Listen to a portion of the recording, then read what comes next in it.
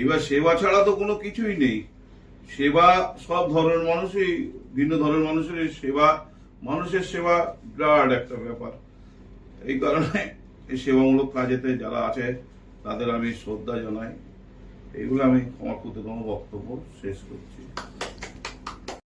উড়িষ্যাবাসী সেই আমি দয়ানিধি দাসকে কিছু বলার জন্য অনুরোধ করছি।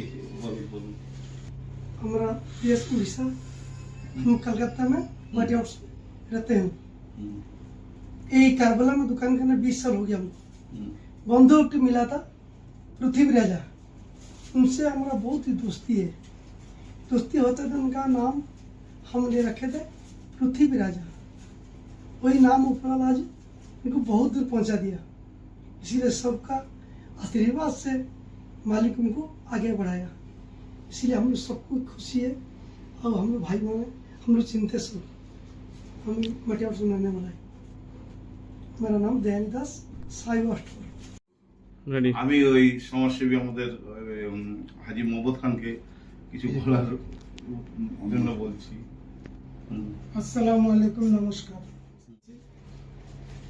আমি বিশেষ করে যার উৎসাহ উদযাপনে উদ্যমী পৃথিবী রাজা বলে জানা অধম, সেই রাজা নেতৃত্বে আমরা আজকের এখানে উপস্থিত হয়েছি।